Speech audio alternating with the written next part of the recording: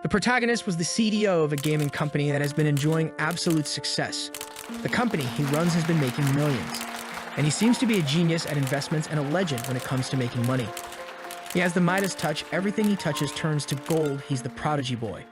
But all of this seems to be the life our protagonist led. It's not known how he died, but right now he's in the college dorm room. Voices call for someone named Qian, saying he'll be late. It's the university vice president's class, and they have to sign the attendance sheet. When he wakes up, his friend has a psychopathic smile looking at him. He's confused, and the friend leaves the room saying he'll be in trouble if caught. This is our protagonist, Pai Qian, 19 years old. As he looks at the door, he realizes it's 2009, and he's gone back 10 years.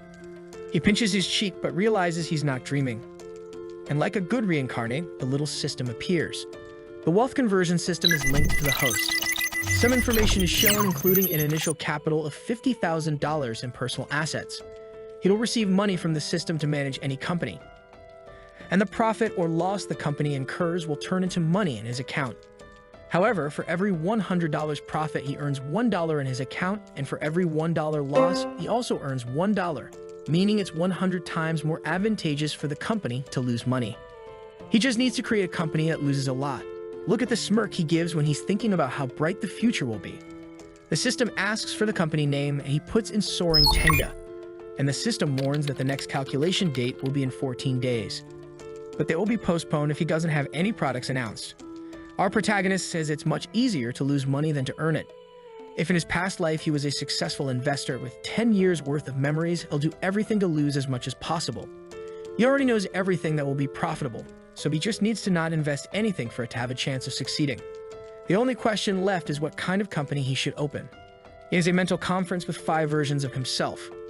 It's the first meeting of the challenge to see who can lose the most money. One of them raises his hand and warns him that the system has various restrictions. He can't use the money for illegal investments, real estate speculation. He can't keep buying useless materialistic items, and he can't buy cryptocurrencies. Basically, the money has to be used in the company with the intention of making it succeed, but it has to fail. The world he's in is very similar to the one he lived in. The only differences are that the technology is slightly more advanced, and copyright protections are also slightly better. Thinking about these two cases, he imagines that making games would be a good idea, explaining to his mental clones that it's very easy to consume capital by making games. Not to mention that games are volatile. At any moment, people's interests can change. Or they can get tired of the game, all of which causes many players to leave and them to incur losses, which is very good. Not to mention the best part of games is that there's nothing physical. So after bankruptcy, they really end up with nothing but debts and a bunch of useless code. The other clone says that with memories of the last 10 years, they know exactly what kind of games people want. Just avoid those and everything will be fine. Now they're already excited. Step 1. Make a crappy game. Step 2. Convert the losses into personal assets. Step 3. Every $1 of loss turns into profit and he becomes rich. In this life, he'll lose a lot of money, but he'll be the most successful person. Next chapter, the first game has been released. Someone is driving a truck on a desert road thinking that the graphics of that game are horrible. Also, the steering wheel is too stiff, and the sound is extremely tedious.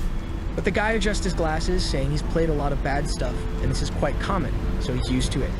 The only strange thing is that the game is too boring. He's been driving for ages.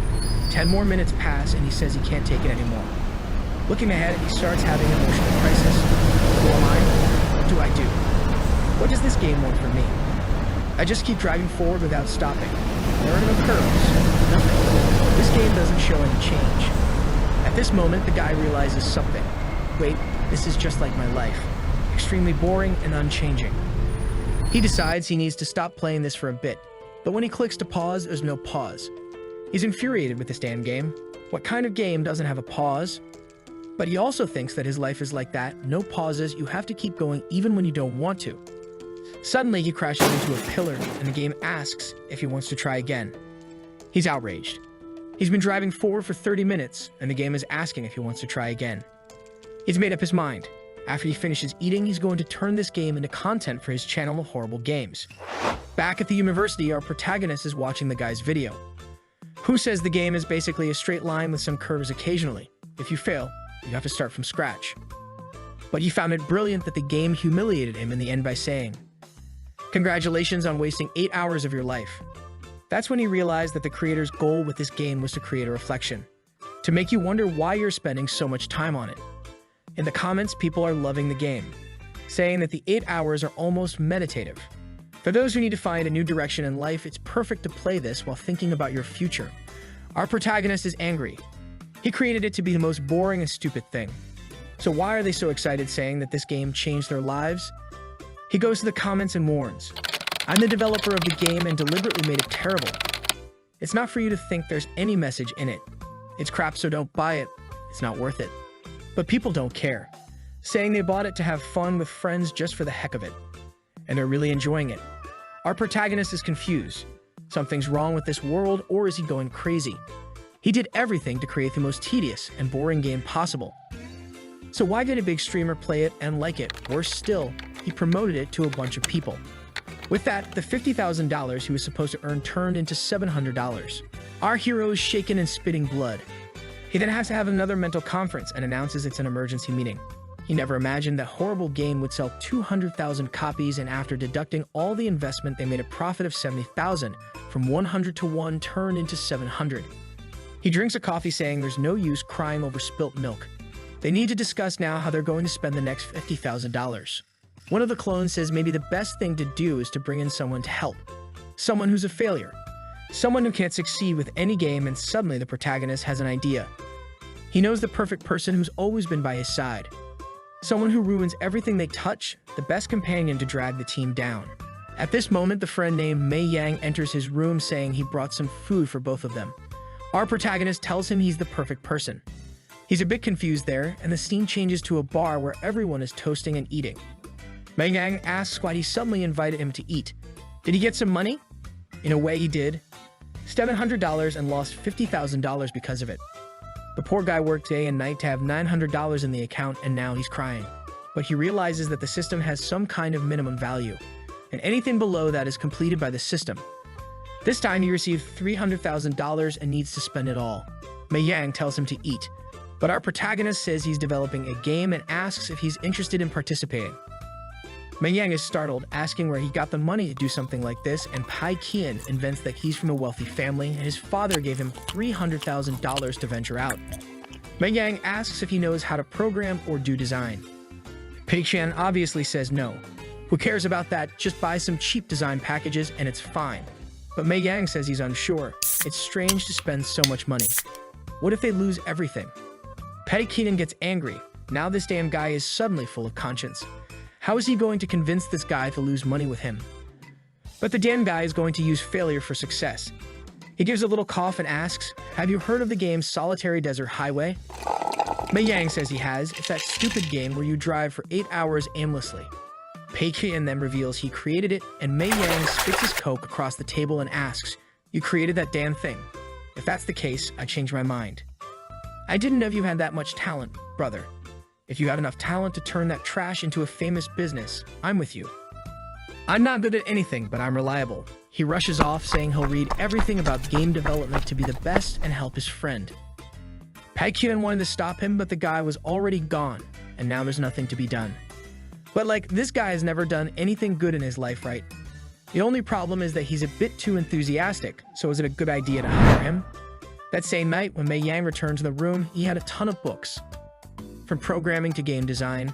There's even a book about neck pain, since he's going to be working a lot. Pai Qian finds it impressive, but the damn guy isn't a programmer. So he just congratulates him, saying it looks like I hired the right person.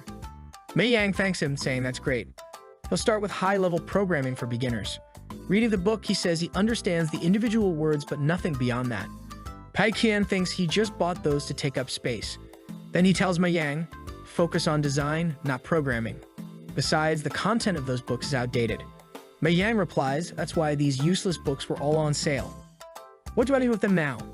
Pai Qian tells him, just take a quick look at those books and then we'll reimburse them as a company expense. Mei Yang thanks him and is impressed, but decides he'll study a bit. Later, he fell asleep with the book on his face. Pai Qian pounds the table excitedly. Thank goodness. He has a lot of willpower, but really, his skill is zero. It's this kind of person that I need. It's just a pity there isn't a bunch more of him. A company like that would be perfect for sure. But now it's time to confirm exactly what he's going to do with the $300,000. in case of losing the $300,000. He takes out some Yu-Gi-Oh style cards, and Mei Yang asks, "Are you trying to create a mobile card game?" Pai Qian says that's the idea. They're going to create a card game based on the Three Kingdoms, and he's already bought all the basics. Mei Yang asks, "Did you see that the Three Kingdoms are trending and want to use them as a reference?" But there are several companies already making mobile card games, and besides, there are several that are very popular, and it's all very common. But obviously, that's Pai Qian's plan. He's going to develop a card game in the fiercest and most competitive genre of all. That way, a bad game won't stand out. With so many others on top, obviously, it won't attract much attention. This time, he'll definitely lose. In the mental meeting, they were discussing that current card games have a payment limit. This is so people can't reach the top of the rankings just by spending money. They have an idea. What if they set the payment limit extremely high? One of the clones says, "But then the players will criticize, right? Because whoever has more money will win." But one of them adjusts his glasses and says it's dangerous. What if a millionaire comes along and spends a lot of money? They'll end up winning again. Those guys who buy a dragon's sword and level 1 armor will get screwed. He then has an opposite idea. What if they make it so the guys who can spend money can't spend money even if they want to? Then the game will be cheap, and furthermore, it will only sell a VIP and nothing else. With such a low payment limit, it will be very difficult to make money. They're already imagining all the angry players wanting to use their wallets but not being able to. Pai Qian shows Mei Yang the game template he bought, which is basically a ready-made game, and you just change some information and theoretically it's yours. And what are they going to launch differently? Absolutely nothing. But Mei Yang is shocked. This damn thing costs $100,000. But Pai Qian says it's a steal. $100,000 is really too cheap for this scumbag since he wanted to spend $200,000. He then points to the screen and says that now they have to add combat effects, some card designs, and other artistic features. And Mei Yang is shocked. Wow, do we have to spend even more? What's the budget for everything that's left? Pai Qian says he'll spend $30,000 on music and sound effects, $10,000 on other expenses, and the remaining $70,000 on design. Mei Yang is confused, all this on design. He then organizes some papers and hands everything to Mei Yang, and says he'll take care of the interface and special effects. And the character cards, he'll let Mei Yang handle them and hands him a list of character names. But the poor guy is sweating bullets and says, "I've only watched this Three Kingdoms show twice and I don't even know the characters on the list." Pai Qian says it's okay. He trusts him. All he wants is something original and innovative. Insecure, Mei Yang says it's okay. He'll do his best. Pai Qian says, "You can do it, kid," but deep down he's praying he can't. "I left the hardest part to you, making the game fail." Sometime later, Mei Yang is saying he's lost. He doesn't know where to start. And obviously, Pai Qian says it's okay, relax.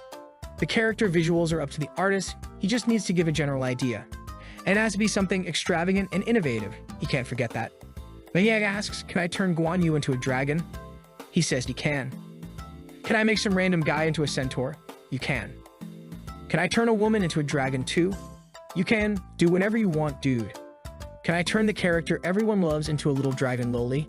You can too. Mei Yang is happy, and Pai Qian says he's a genius, how amazing everything he does is. He's changing all the characters into women wearing skirts. This is going to be a disaster. It's really an incredibly stupid idea he's following. Since successful games are using a more cartoon style, he decides to use a realistic style to go against the trend. He finds someone on the internet named Huan Guanjin. The guy's designs are extremely simple and dull. And since his focus seems to be cartoon style, if he asks for realistic, it will surely turn out like garbage. Plus, it's very cheap, which is even better, as it guarantees the guy is bad. He writes an email and sends it to the guy. Now he's confident, a rookie artist drawing something he's never drawn before, and his lost friend giving the worst ideas possible. Surely all the Three Kingdoms fans will hate it all. Finally, he'll manage to lose the $300,000 and make $300,000 in profit. Sometime later, the two are in a cafeteria, and Pai Qian is looking at the descriptions Mei Yang wrote. It's so bad it would have been better to leave it blank. There's no detail about the design, just about the race and color of the character. It's truly an unacceptable summary. He thanks Mei Yang, saying it's perfect, he could never do something like this, thinking that clearly it has no characteristics of the Three Kingdoms. You can't even tell it's based on them. Then Mei Yang says he has a crazy idea. Pai Qian wants to know what the idea is, and Mei Yang says, "Why don't we turn all the characters into women?" But Pai Qian immediately tells him to stop with that idea. Mei Yang asks why, and Pai Qian responds that there's a danger of people getting angry, but in reality he's afraid of it being successful. He then says that the idea is already great. Leave those centaurs, the dragons, really, this way it's much better. Megang says okay then. Paikien gets up and says he'll send the contents to the artist later, while thinking that it's easy to fool this guy. In the city of Mo at the University of Finance and Economics, we see three guys in the dorm room talking. They're asking the guy in jail what kind of job he got and who the client is. The long-haired guy tells them to leave because he has to go to a meeting and they'll have to start working soon. He then enters a sort of virtual reality to talk to Paikien. His name is Huang Guangjin, and he asked our protagonist how many characters he wants and what the requirements are. Paikien says he doesn't want a cartoon style and needs 54 drawings of each character, so 200 in total. Huang Guangjin is a bit surprised because he only draws cartoons, and then he says he wants 2,000 per set. It may seem like a lot, but he's a capable rookie. But Paikien doesn't like that price. It's too cheap and won't make a dent in his money. So he says no, that price isn't suitable. Huang Guangjin says that's the minimum he'll accept, but Paikien starts explaining that he needs innovative designs so the difficulty will be great. Also, the one who planned it doesn't have much knowledge of art, so that's why the descriptions are vague. In this case, he'll pay 3,000 per set since that's what's appropriate. Huang Guangjin is shocked and says it's the legendary reverse negotiation when someone argues because they want to pay more. So Paikien sends the list of characters and tells him to take a look. But Huang Guangjin is shocked your list has no details. It makes no sense at all. Besides, it has no references. He'll have to create everything from scratch. Paikien says it's okay. He trusts 100% in his artistic talent. He can draw whatever he wants. He won't ask again. If he wants, he can record this conversation and show it to the judge. Huang Guangjin says okay, he believes it, and then they sign the digital contract. With that, Paikien thinks it's done. Now it's just buying the music and sound effects, renting the hosting service, and the last 10,000 will be spent. Obviously, he didn't leave any money for marketing since the goal isn't to be successful. In his room, Huang Guangjin gathers everyone and talks about the job. Seeing how much they're going to be paid, the guys are motivated. It's a very good price. Is he paying you all that? Really, I draw cartoon style as much as he wants. But Huang Guangjin warns that it's not actually a cartoon style. He wants everything realistic. The guys are shocked, but why did he ask for that if all of his portfolio is cartoon style? Huang Guangjin says he hates drawing cartoons and his portfolio is like that because all mobile games have been asking for that type of design. He had no choice, so he accepted the jobs. But finally, he doesn't need to draw that anymore. He can show his true value. Sometime later, looking at the computer, he chose the epic oil painting style, with strong strokes and lots of shading. His friends ask if that will really meet the client's needs. Huang Guangjin says he chose this style to highlight the grandeur of the creatures. It's the perfect style for when the art differs from humans, but normally the style of the Three Kingdoms doesn't fit with this. But since the guy changed everything, this case fits well. But his friends warn that they won't be able to help him in this case since they don't understand this style. Huang Guangjin says it's okay. They'll do the initial part and they'll finish later. They're talking about how they need to make this work. The client even pays well, surely has other contacts. They just can't make the poor client lose money. So the motivated Huang Guangjin tells everyone that they'll do their best, and everyone's excited. 3 weeks later, he's finished. Dude, the poor guy turned into a skeleton, but everything's ready. Everyone worked really hard, and they can eat. But they don't have the energy to get off the floor. The room is full of Coke and Red Bull cans, and he says they'll go out for lunch tomorrow. He sits at the PC and says he finished the 200 drawings. When Paikien received the file, he was impressed that the guy really sent everything on time, and he's curious to see how it turned out. He still has the remaining money, so he decides to spend it on a few more items. But first, he's going to take a look at the design just to see how bad it turned out. Upon opening, the first thing that comes up is the divine fighter Guan Yu. The art is insane and extremely good, and Paikien gets mad, saying this costs much more than what I'm paying. Was this guy tricking me? His portfolio had nothing about this type of drawing. So an emergency meeting is necessary. Unfortunately, the game needs to be launched in 2 days or the system won't make the payment. One of them says it's okay, even though the drawings are well done. Things may not go so well since the characteristics are very different. Also, they only use the old game model, and the gameplay is quite boring since they didn't buy any more resources. It's as dull as possible. But one Atai says that the art doesn't matter. If no one clicks, they won't even see it. They need to release this game with the most ridiculous name possible. And it can't contain 3 kingdoms in the name at all, or it might end up getting some clicks. Mei appears behind him and asks what he was looking at. When he sees the art, he's impressed with how good it turned out. Paikian says it's all thanks to his talent, and Mayang responds, "Wow, I really didn't know I had this talent." Paikian then asks him to test the game just to see if there are any bugs, and Mayang then asks what the name of the game will be. Our protagonist says it will be Ghost General, a card game. Back in Guanjun's dorm, they're celebrating the end of the project and went out for a barbecue to relax. One of the guys asks when the game will be released and what the name is. Somewhat embarrassed, Guanjun says it's Ghost General, but he doesn't know when it will be released. We'll take a look at the platform and is shocked because the game has already been launched. The friend is also confused, asking, "But didn't you send the illustrations this morning? It's already launched now." They take a look and the game's description is, "This is a normal card game." They think it's very dull. However, they recognize that Solitary Desert Highway was also made by this company. Not to mention, the game is being sold for $7, which doesn't make any sense. So they buy it, saying they at least need to see their work in the game. The guy with glasses finishes the tutorial and goes to buy 10 cards to see what he gets. However, he immediately receives 2 legendaries at once and feels lucky, but the other says he also got 2 oranges, and the other got 3. Guanjun wonders if it's because of the testing phase and the chance of getting the rare card is increasing. Then one of the friends shows that the game's store only sells a very cheap VIP ticket. They decide to take a look at the other systems. Is there anything premium? The other games have up to level 8 for you to evolve. Guanjun sees that there's nothing and says he'll ask the boss, and he thinks it's not in the final version yet. He then asks about all this and if these things will be added. But Paikian warns, this is the final version. In the mental meeting, Guanjun asks if there will be more items in the store, and Paikian says they won't release anything else. Guanjun is shocked and asks why, and our protagonist explains that they want to focus on the fixed price, and they don't feel like putting a bunch of purchases in the game. Obviously, it's because he doesn't want people to have any chance of making money. Guanjun asks if he'll do marketing, since downloads are low, but Paikian says there won't be any marketing, and Guanjun wants to know why. Our guy explains that they've already spent all the money, and nothing is left of the $300,000 budget they had. Guanjun lowers his head, and the friends ask what happened. Guanjun then says that Ghost General needs their help. He thought that Chief Paikian was super rich, and that's why he didn't try to lower the price and even mention a fair value. But now he understands very well.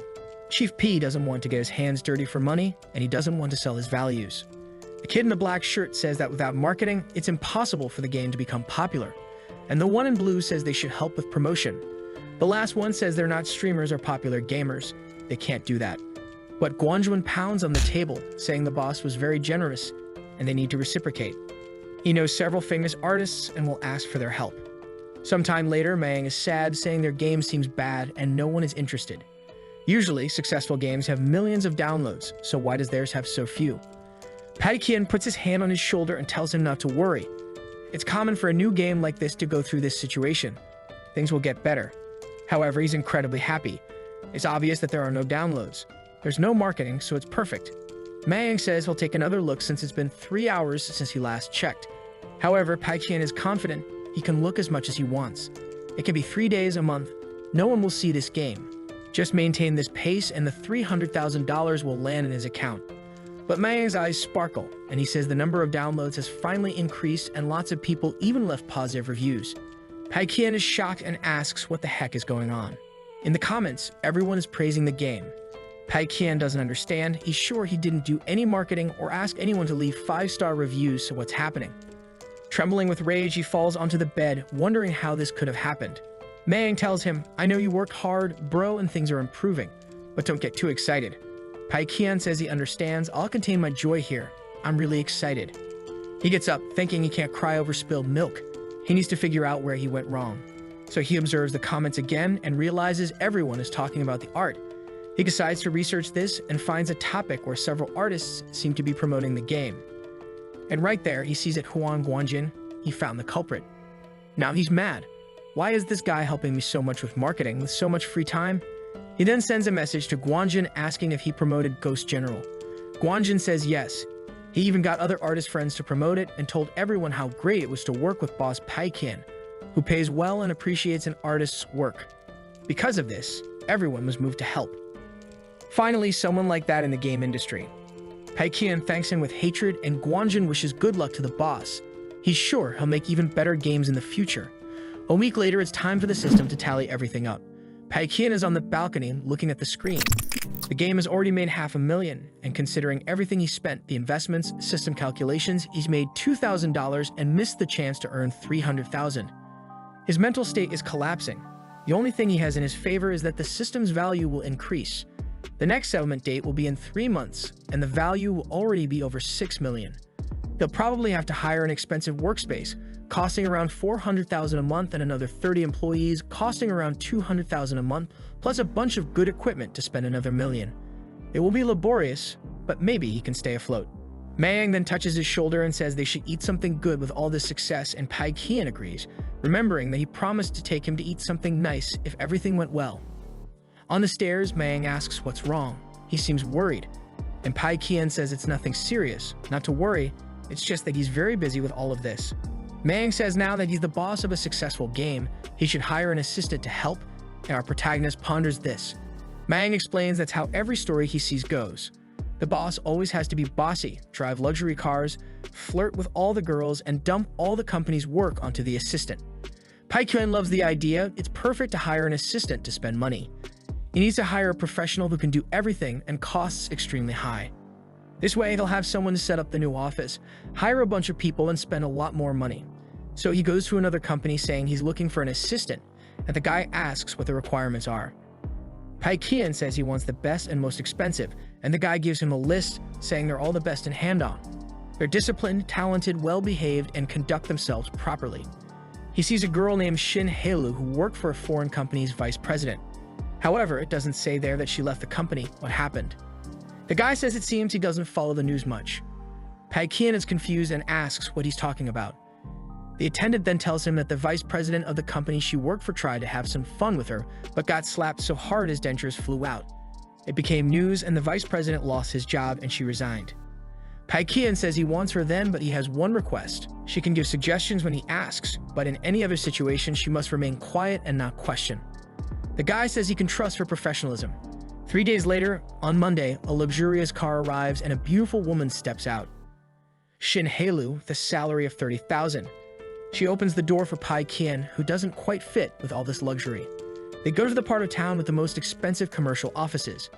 The attendant tells him that if he wants a whole floor for his company, he can have the 17th floor. In the office, Paekian says the view isn't bad, and the guy tells him that if the company is recent, the government can provide assistance to them. Additionally, they can rent with just 1 month's deposit, so it's very easy.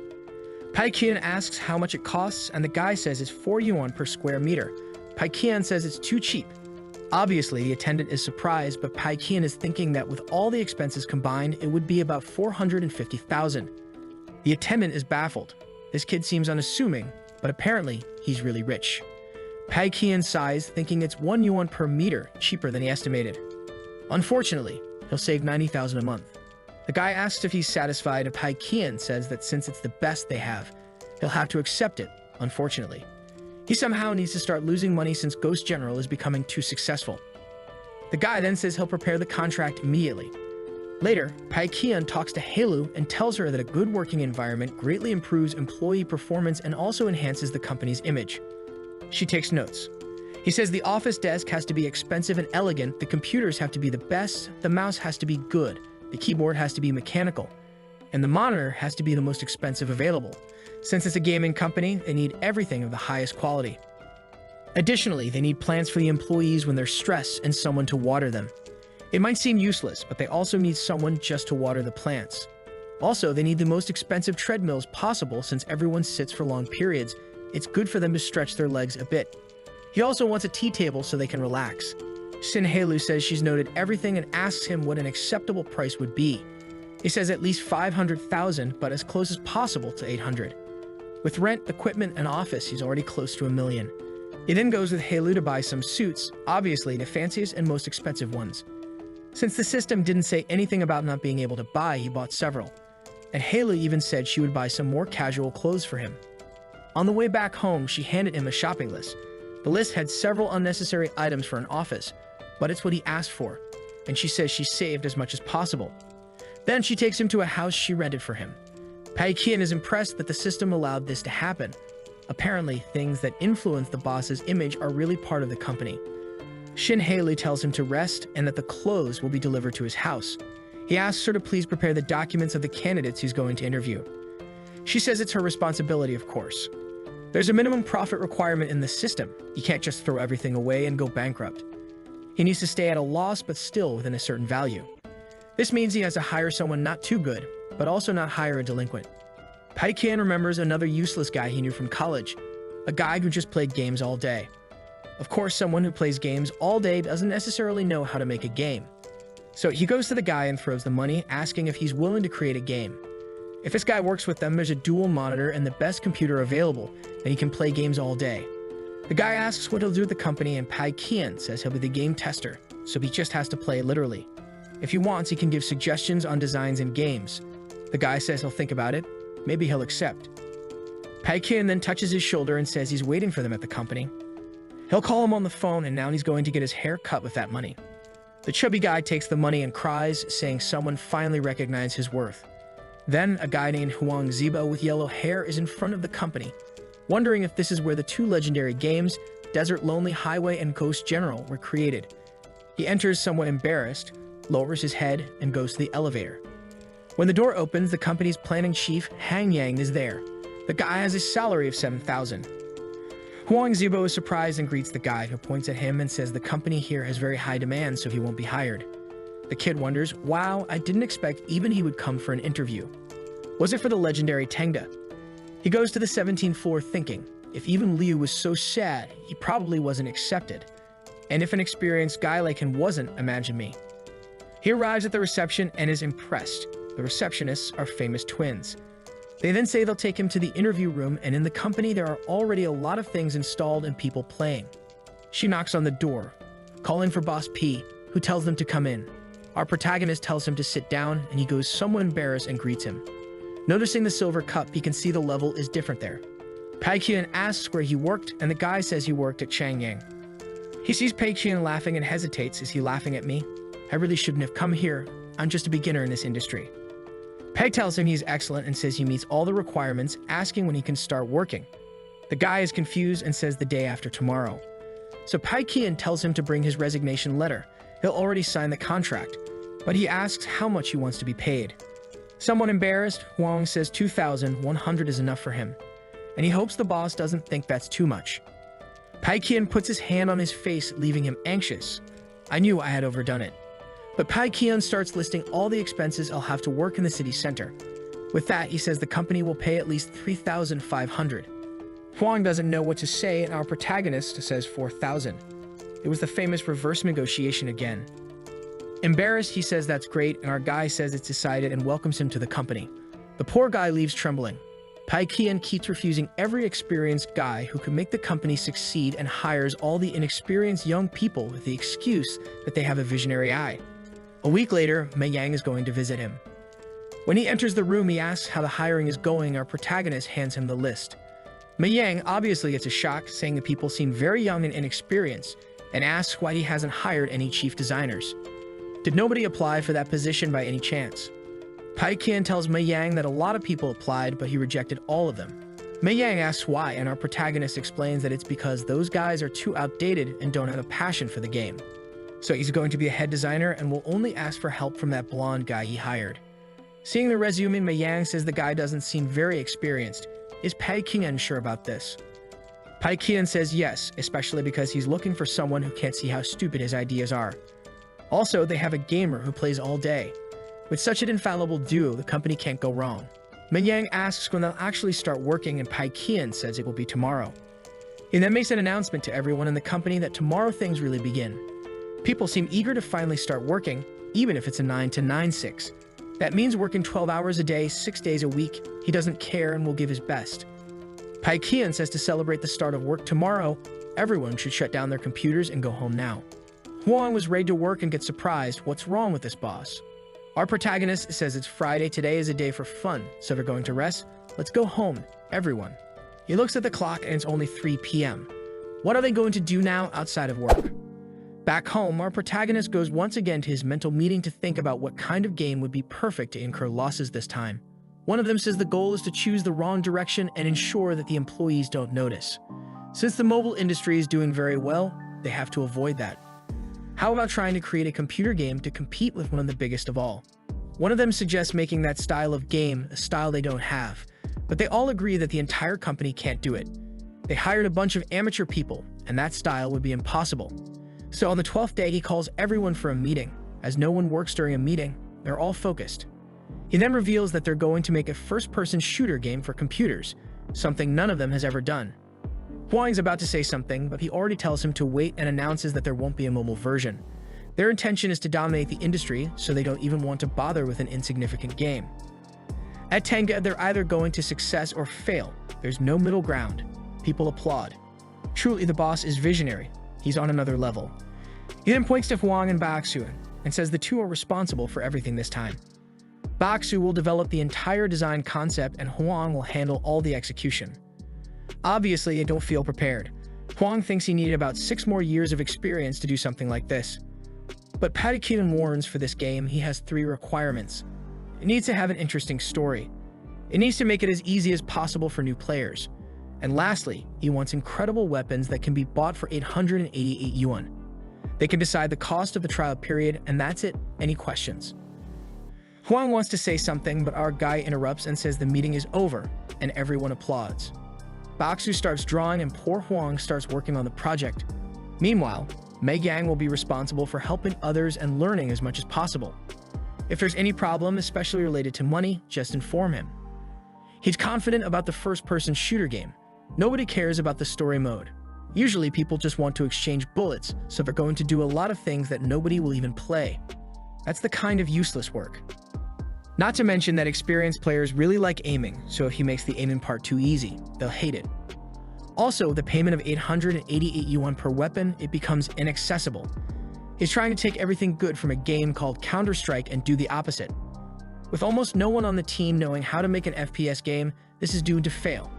In the next scene, Huang says, "I'll work overtime even if he cuts my salary. I don't care." Baksu hands him some stuff, and they pause to chat. It seems they're unsure about creating a story mode. They won't be able to compete with the other giant companies. They'll have to focus on reducing costs as much as possible in creating the characters. Since the game is in first person, they can easily reduce the cost there. If they follow the zombie theme, it'll be very simple. They only need zombies and mercenaries. Then they just need to take the base model and paint it in various colors to have various zombies. Huang says it's a good idea, but it'll be difficult to create an original story with just zombies and mercenaries. They need something more. Bao Xu says he has an idea. He just needs a girl, and he'll make her mute and it'll be perfect. Huang asks why she needs to be mute, and Baksu explains it's to save money since they won't need to hire anyone to do the voice. Indeed, the guy has an IQ of 1000. They'll convey her emotions solely through expressions. She'll be like a light in the darkness. They continue discussing various ideas and time passes. It's now November 14th, a Wednesday. Our guy is at college, but he wishes he were at the company with his employees. He's even playing the Dan Ghost General when he receives a message saying they finished the drafts and should take a look. The text is too long, so he decides to see if they've done the 3 things he wanted. There will be a story mode, it'll be easy to aim, and there will be epic, expensive weapons. It's perfect. Obviously, he should have read the project a bit more. It's already November 18th with 67 days left until the cycle closes. Our guy sees that the money in the system is only increasing, while there's still nothing in his personal account. Why is it so hard to lose money? At that moment, Mei Yang enters and informs him that everyone in the company is working secretly. Our guy is shocked. Why are they doing this? He asks, are they working or playing? Mei Yang says they're playing, and with that, Pai Qian relaxes. He sits down and asks, are you sure they were playing? Mei Yang says yes. That's why he came to warn him, because it's a waste of the company's resources for these guys to be playing. Pai Qian says there's no need. It's better for them to be playing than working, right? They're a gaming company, so they were probably seeking inspiration from other games. His friend asks if he should leave them alone, and the protagonist agrees, and says that in overtime they'll pay 1.5 times more, and on weekends they'll pay double. He hands a sheet to Mei Yang and tells him to note every extra second they spend in this company.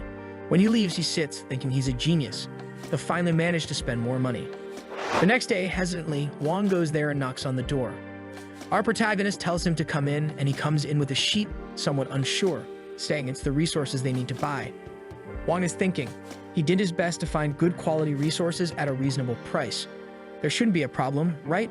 Seeing the list, our show-off gets angry. How did he manage to save so much? 670,000 to make the entire game. He returns it and says he wants him to redo it with double the budget. He needs to spend money. Huang is puzzled but says okay, and then asks the name of the game. He says Bao Xu wants to name it Ocean Fortress, but he finds it strange and wants the boss to decide the name.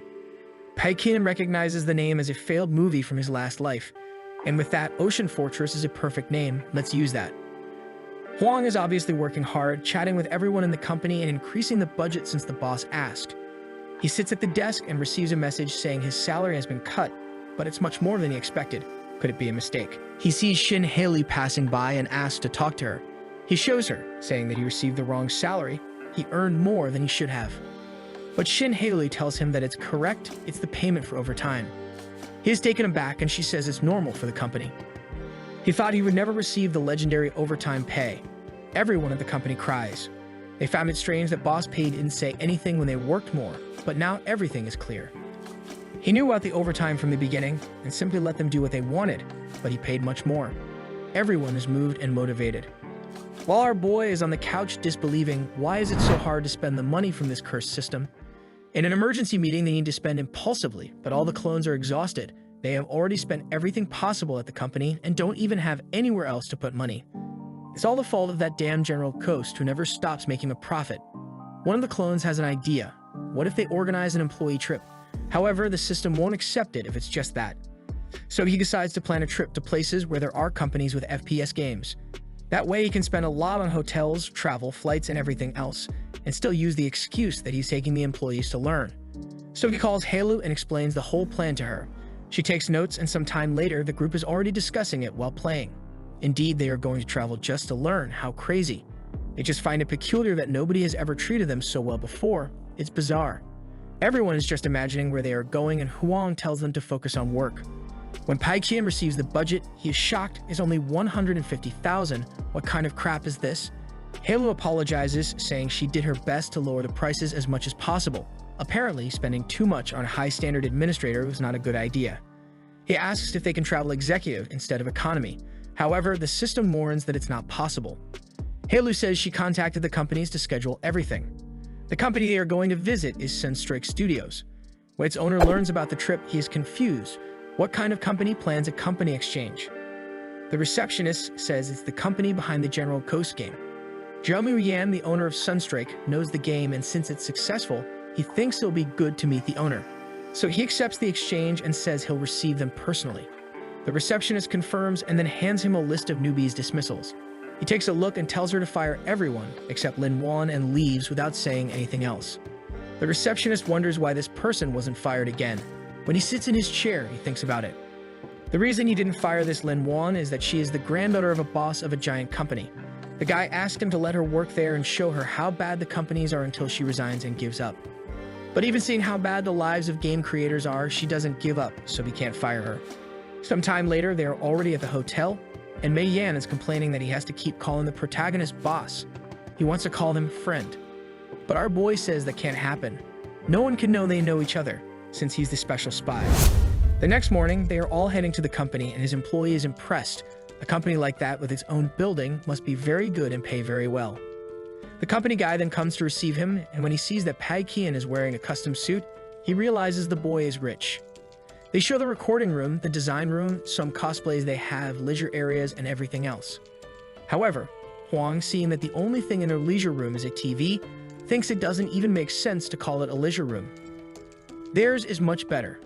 Their rest area has only one sofa for such a large company. It's impossible to fit everyone.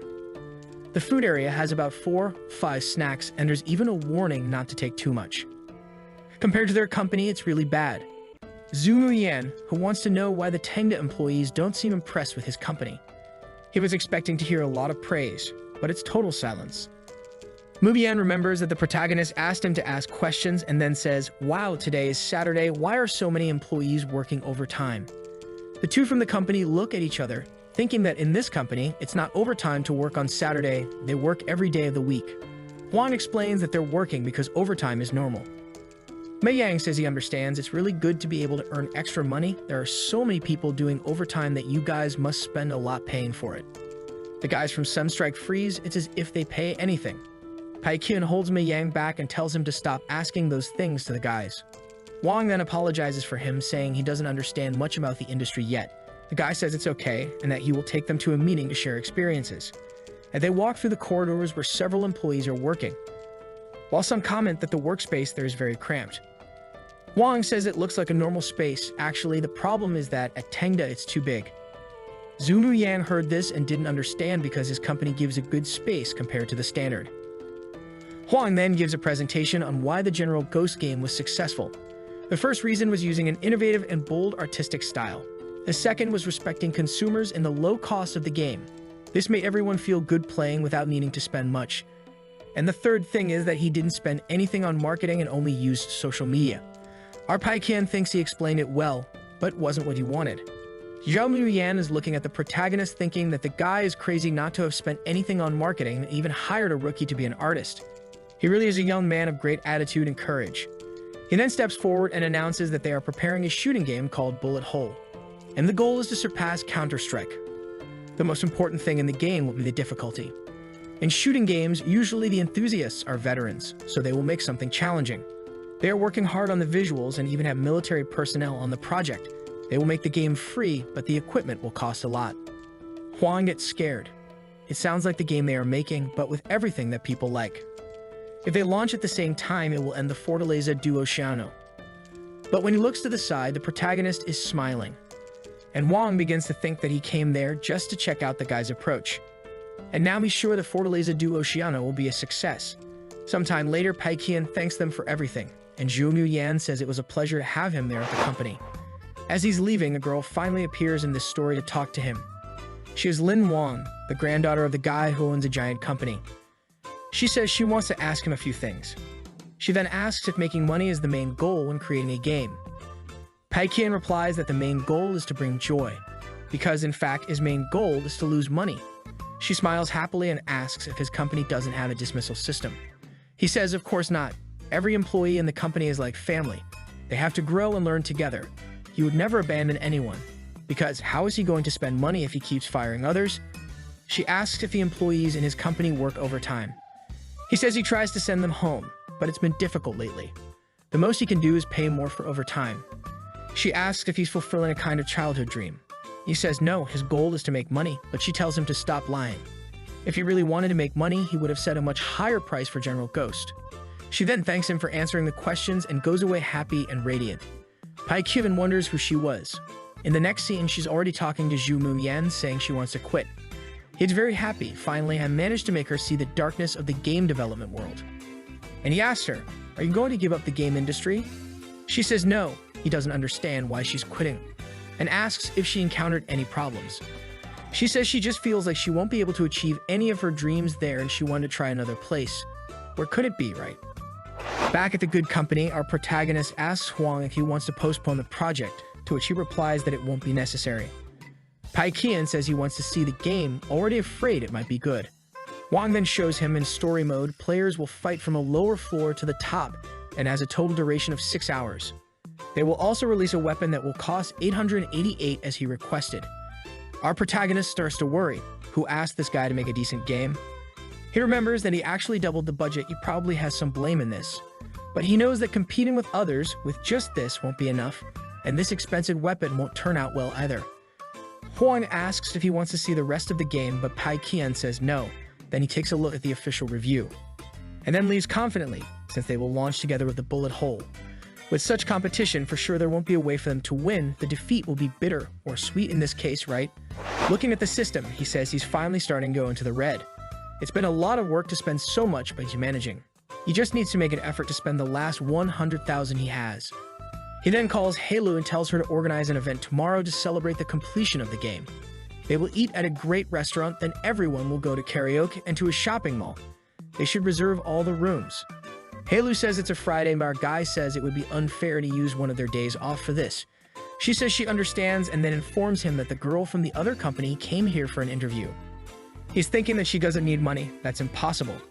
And Yahello says she noticed that she is from a rich family. But she seemed kind of absent-minded and lost and probably not very good at work. Our guy thinks accustomed to spending money and still not very good. That's perfect. He doesn't even interview her and says he can hire her. He'll pay her 4,000 a month and let her do whatever she wants today. Tomorrow, they will pass on some activities. Yahello enters the room and congratulates her for being hired. Just sign this here, and you'll get 4,000 a month. She is happy and wants to know where she can start working. Yahello warns her that her job is to go to karaoke and the mall tomorrow. The game has already been launched and Baksu is slumped in the chair. Hwang comments that it seems the boss hasn't released anything yet. Baksu says the boss asked not to release anything, they trust that he must have some bigger plan. Hwang sits down saying that they really don't need to be insecure, the boss knows what he's doing. They have nothing to do, so they decide to call a group to test the game. They don't have anyone in the company who likes FPS, and a friend of theirs says they can call a Counter-Strike group.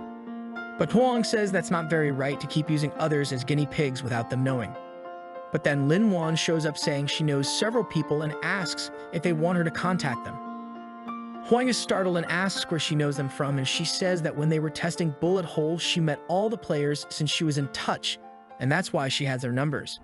He then says perfect, and in an apartment, there's a professional player and streamer receiving a message from Lin Wan asking him to test a game. The guy thinks it's bullet hole, but she says it's another game. He then says she's bold to leave the company when the game is launching, especially since when the game is launched, the team gets a lot of bonuses. She says the bonus means nothing to her and explains that the company she's working for now is much better, so stop talking nonsense and test already. He asks if the company will pay at least 500 for the test. She says no, but he'll get a Desert Eagle in the game. He says her new company is stingy then. How can you ask to test a game but won't pay anything? She says he can trust that the company isn't stingy. They will even give him a permanent epic weapon. He gets angry because why would he want an epic weapon from a game he doesn't even know will be successful? She says the weapon will cost 888 and he's shocked. What kind of expensive game is this? It's easier to commit armed robbery than to ask for $800 for a skin. But with that, he decides to give it a try because of their friendship. He says the name sounds like garbage, but the graphics aren't that bad. Strange that there's only one weapon in the entire store. He thinks it's not worth playing but sees that there's a story mode and decides to give it a try. And then he finds himself waking up in the middle of a bunch of creatures. He gets up, falls, and even receives a tutorial on how to walk. He opens the door hoping a boss won't appear right away, but it's obvious a zombie is coming. At this point, he takes the Texan household tool from the creature's pocket and sends it to oblivion. But he gets bitten and infected, so he's going to die. At that moment, a girl suddenly stops in front of him, pulls her blood, and throws it on him. With that, he's cured. He tries to communicate with her, but realizes she changes and is impressed. It really is a very original story. The most interesting part is that it's easy to hit the bullets and easy to control. Using a big gun to blow heads off is very satisfying. He keeps playing, facing the boss using bazookas and atomic explosions. He wakes up in a helicopter and finishes the game. And then he starts sending messages to his friends saying the game is really good. Our hero is confident that this game has finally failed. When he enters the company, there's no one at the reception. When he looks, Hwang is standing there staring at her. He realizes no one is looking at him and thinks apparently such a huge failure shook everyone. As much as his goal is to lose money, he knows everyone has worked hard and it's not easy to deal with failure either. So he decides to give some words of comfort. When Lin Wan sees him arrive, she informs everyone and they start celebrating. Our guy is confused and Hwang comes forward and says, "Boss, I learned a lot working for you. I didn't understand why you didn't want to promote the game, but now I understand. A really good game only needs good feedback from the players and everything will work out naturally." Peikian is shattered. "You're not telling me the game became popular, are you?" Hwang throws his arm up and says you can keep updating the platform. Popularity, number of active players, or even profit, we destroyed bullet hole. They bring out a giant champagne bottle. Everyone is happy and cheerful, except our poor guy. Seeing him going to the room calmly, they think everything went according to his calculations. This success wasn't even a surprise, that's confidence. Our guy falls on the other side of the door wondering what he did wrong again. How is it possible? It makes no sense. How can he not fail? He didn't let Wangjing help with this project to avoid anyone promoting him, so where did it go wrong? The comments are a mess, so there's no way to know why it became popular. But he thinks, I'm the boss, I'm going to tell Hwang to analyze this. And he sends a message for him to analyze the success, both in design and marketing, and send it to him.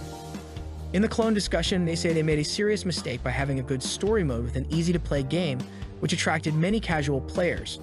Not to mention that the only one that sells for 888 made those who like to spend money enter just to show off. Looking at the profits from the system, he should have made at least 500,000 and got 600,000. In the end, after all the calculations, he earned 6,000 working for 3 months. The poor guy is earning less than any employee. And now with another successful game, it's going to be even harder. But there are still 2 days left for the system to finish the calculations, and he just needs to spend everything possible in that time. He has already given a raise to everyone, or at least everything the system allowed him to increase. In addition to giving an extra 1,000 yuan to everyone who participated in the project as a bonus in the case of the entire company. He tells Yahello to create a new clause that allows everyone to spend up to 3,500 from the company as long as it's for work-related items. Huang is happily working when once again he receives the notification the guy is already earning 15,000 a month, and everyone in the office is impressed with how much they're receiving. Yahello continues distributing the 1,000 bonus and also informs that the company will help pay up to 3,500 for anything they need for work. Baksu notices immediately you can even buy game-related items with the extra help from the company. People are starting to get scared. The boss is too good. Yahello says there's no need for them to be shy, and today they can even leave work early because the boss will take everyone for a celebration.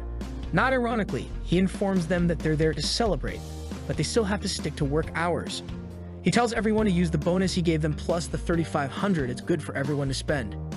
Everyone goes happily to spend money. He sees everyone entering the stores, talking about what they're going to buy, and he becomes confident. Finally, he's going to lose a little. People are thinking of buying clothes, Nintendo Switch, the girls are buying expensive lipstick and makeup. Baksu went to buy a mechanical keyboard, and everyone is spending. On the other hand, the protagonist is observing everyone, and Lin Wan notices that. Our Pai Qian is worried that people won't spend money, so he has to keep an eye on it. One of his employees was looking at his cell phone when he saw on the camera our protagonist right behind saying, if you like it, just buy it. However, the guy says it's better not to. His cell phone will last at least another year, and $39.99 is too expensive too. Pai Qian says to just use the company's special credit, and the guy is disbelieving, but how is that possible? It's not related to work, so it doesn't make sense to use the company's credit. Our hero says he's thinking about the possibility of developing new mobile games in the future. And if they're going to make a new version of General Ghost, how will he test the game? The guy starts to believe but is still a bit confused, and Pai Qian keeps insisting until he accepts. He keeps going to everyone's face, telling them to buy as much as possible. Everyone who hesitates, he finds a way to convince, and the person becomes happy. Meanwhile, Lin Wan realizes he's buying things for everyone but himself. He sees her on his back when he goes to tell her to buy something. She says she already has everything in the store. That's the problem with having a rich employee. But finally, he enters a store to buy something for himself. The system only allows him to spend 70,000, and that's what he spends. He bought a 42,000 Rolex, a 20,000 handbag, a 7,000 pen, and a Louis Vuitton belt. Lin Wan says she never expected the boss to be so economical. Really a controlled boy, he didn't even spend 100,000. Wang and Lin observe that everything he bought is just to improve his image as a boss. He really is an incredible boss. But Pai Qian is devastated. He's already spent everything the system allows, but it's still not enough. So he asks Yahello what he should buy. The girls are thinking, but they can't come to a consensus. Until Lin Wan says he should buy glasses that will help his life. He then asks Yahello to take him to the most expensive store, and the scoundrel manages to spend another 16,000. Finally, he managed to put the company 20,000 in the negative. It's a small step for man, but a big step towards victory against the system. When the system reaches the conversion phase, he receives 21,000. The rascal managed it, and the system's next mission is to have a physical store either in a bustling city or near a university. Our guy decides to take initiative before things start going wrong, or in this case, start going right. He needs to deal with the most dangerous ones in this company. So he gives a prize to Wang, who celebrates. He's the company's best employee, and right after, he takes away his position and says he won't work with the game anymore. He hands him $1 million check and says he'll be in charge of some new project for the company, and he can think about what that project is on his own. Obviously, he refuses, but our guy insists as usual. He has nothing better to do and accepts. Then he tells Baksu to take a month off. He can travel wherever he wants and relax. However, obviously, Baksu doesn't want to. He'll stay in LA in house playing, and it's much better, the company. But Pai Qian already knew he would refuse, so he planned a trip route for him that also involves learning about game design. That way, poor guy can't refuse. He then calls Mei Yang into his office and says he'll let him be in charge of creating the physical store he wants. A huge place. It will be a mix of a LAN house with competitive games with a computer parts store. It will be a revolutionary place in a huge building, and he'll trust Mei Yang with all of it, which crying emotional and says he can do it. Our protagonist thinks all the pieces are on the table. After removing Huang from his position, he left Lumen Wang in charge of the game direction, who doesn't understand anything about it.